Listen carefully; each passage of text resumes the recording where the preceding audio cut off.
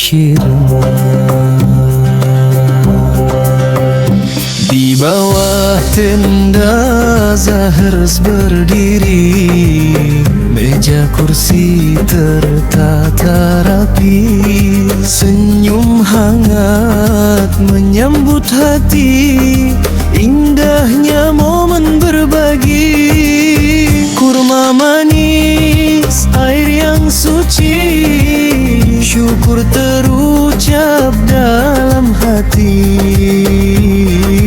Ramadan penuh harmoni, kebersamaan terasa berarti.